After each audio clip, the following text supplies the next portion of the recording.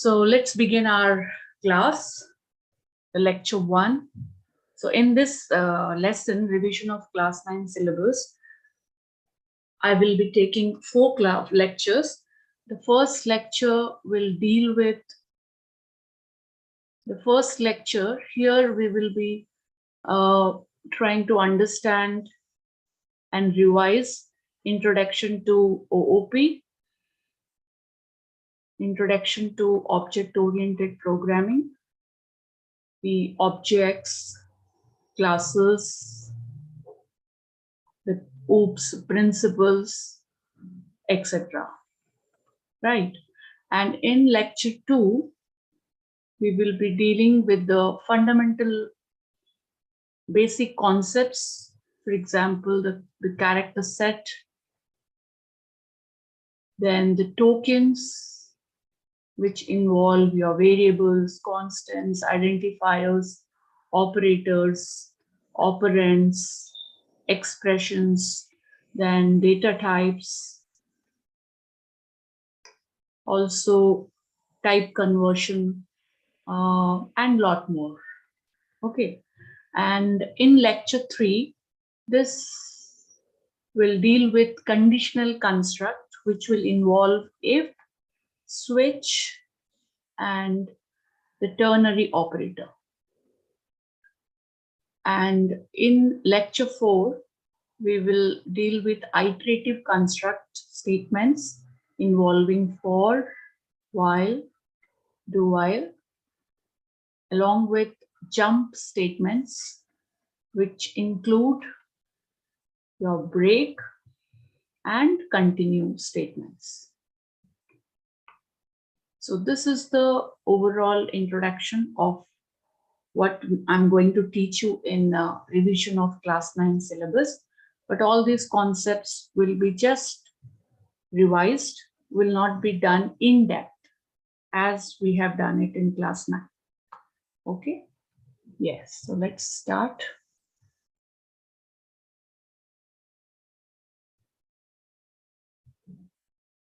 Yes. So this is the first lecture, which will deal with the following concepts, which you can see on the screen. So first comes programming languages. See, all the programming languages are based on some popular programming paradigm. So the two programming paradigm, which basically means the style or way of developing a program.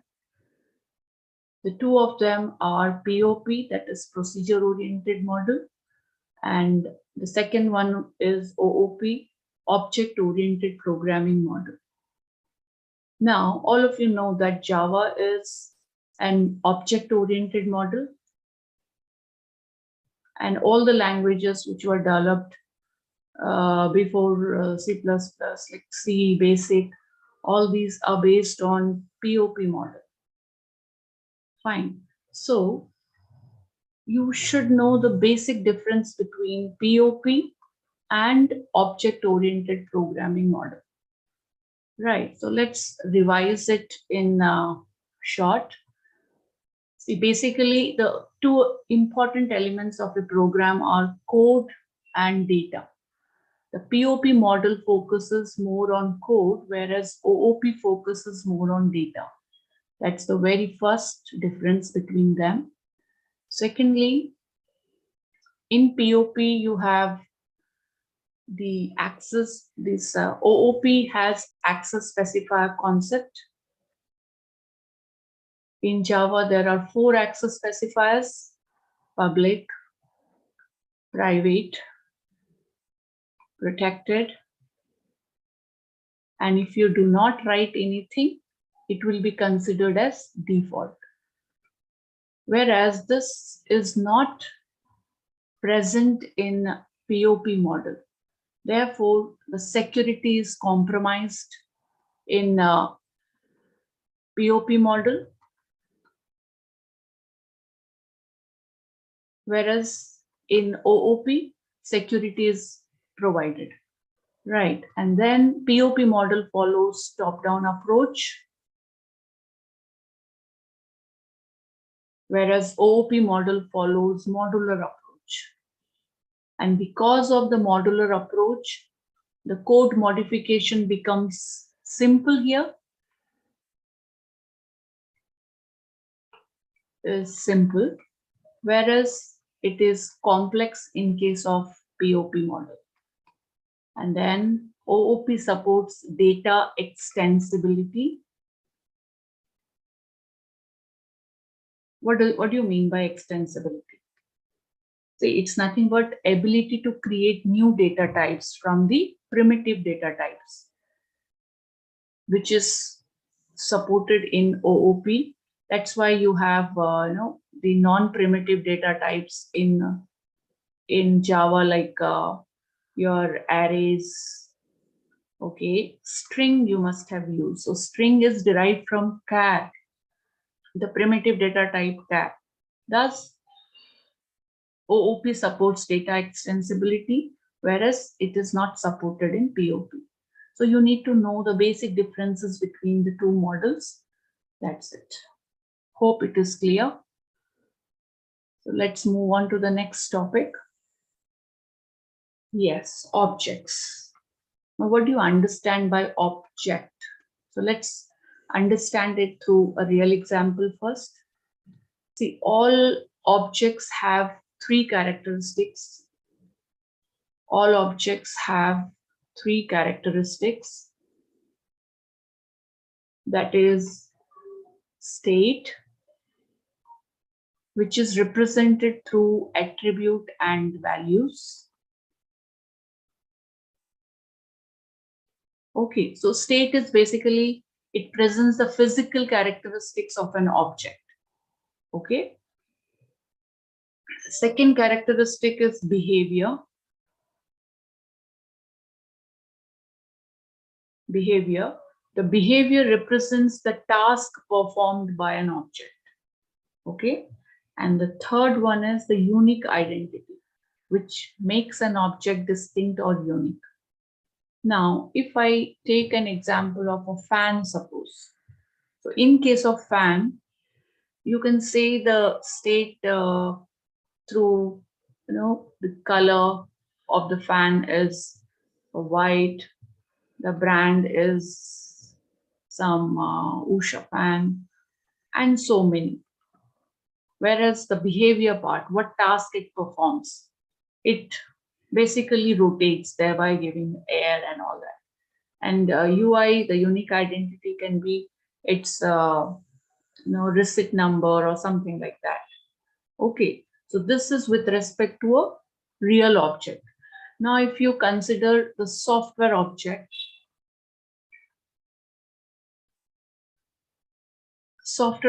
like your programs. So in your programs, this state is achieved through the use of variables. Right? For example, you're dealing with a program on student. Now, in that program, you might be using the variables like roll number 1, marks is equal to 100, name is equal to some XYZ. Right? So state is achieved through the use of variables, and behavior is the task performed. So in a software object, behavior is implemented through the use of methods or functions.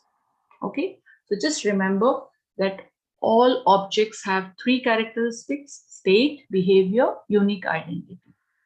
State refers to physical characteristics, behavior represents the task performed, and in software object, state is achieved through the use of variables and behavior is implemented through the use of methods or functions. Hope it is clear. Fine. So the next topic is class. So now class and object have a relation, which I would like to give you through an example. For example, what relation you have between, for example, furniture.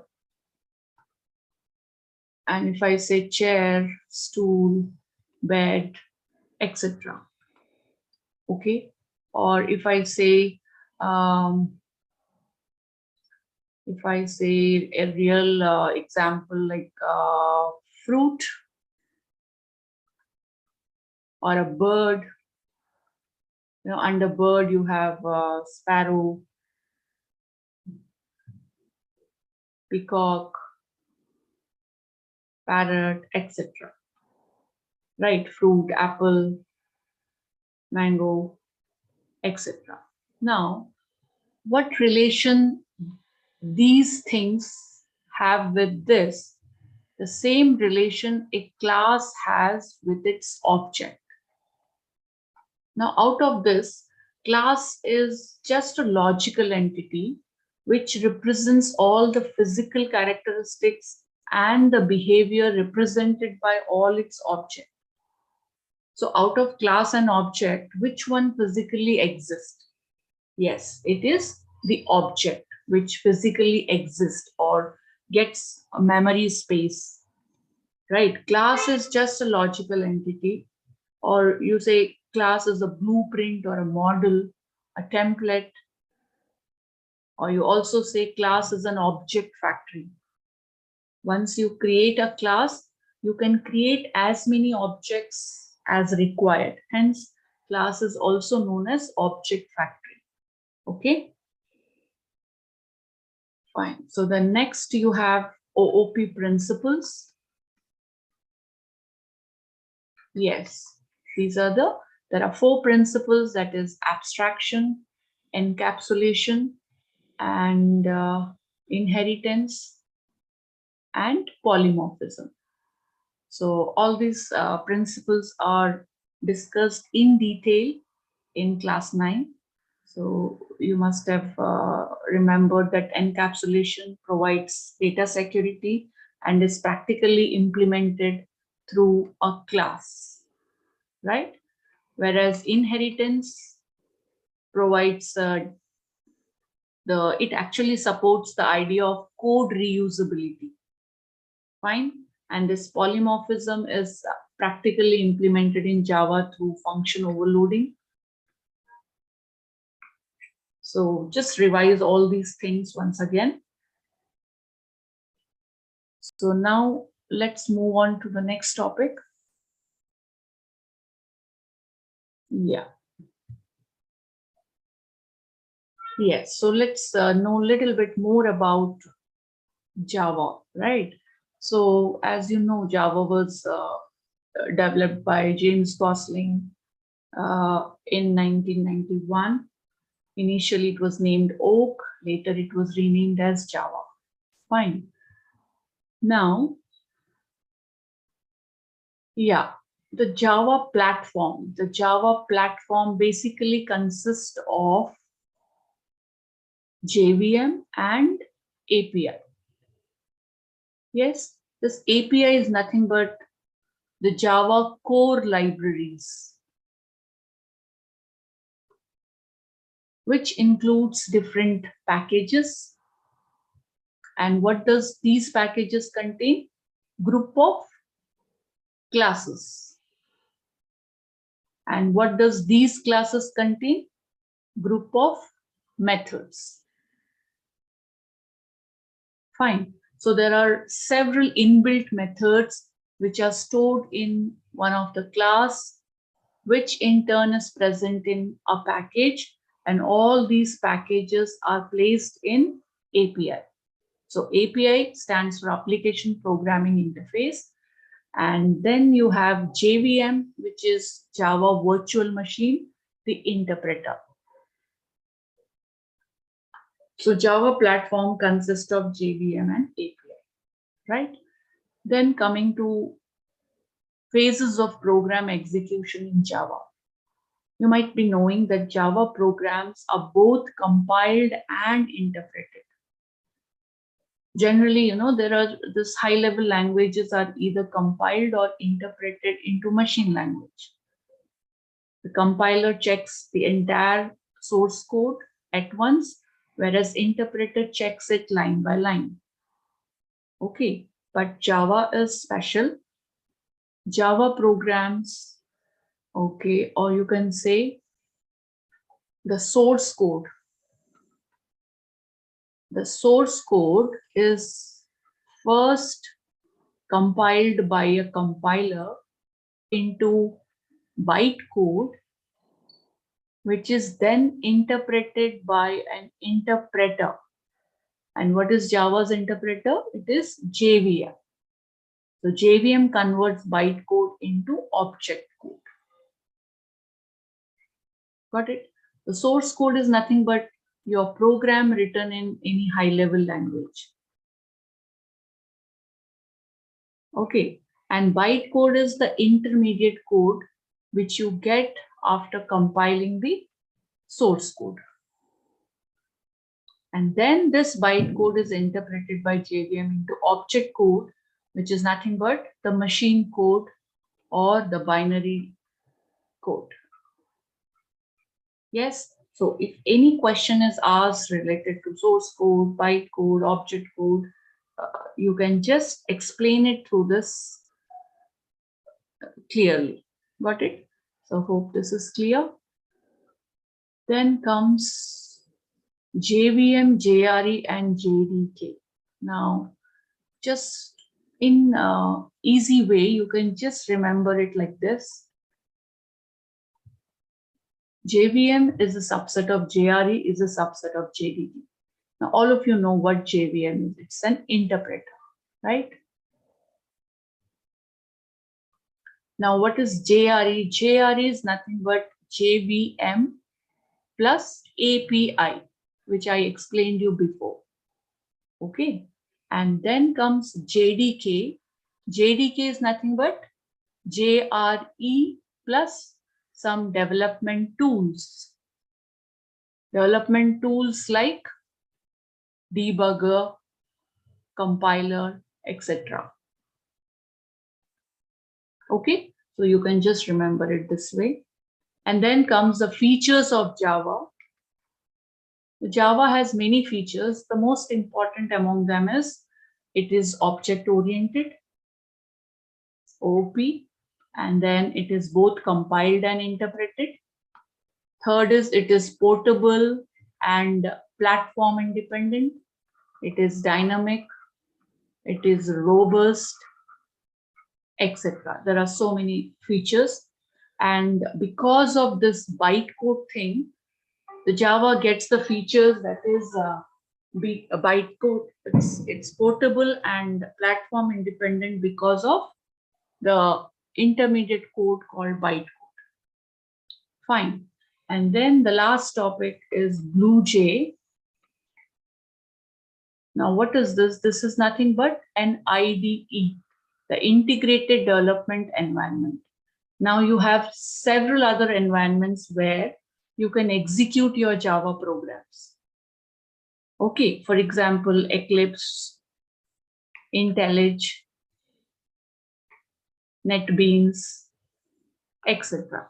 So BlueJ is one of them.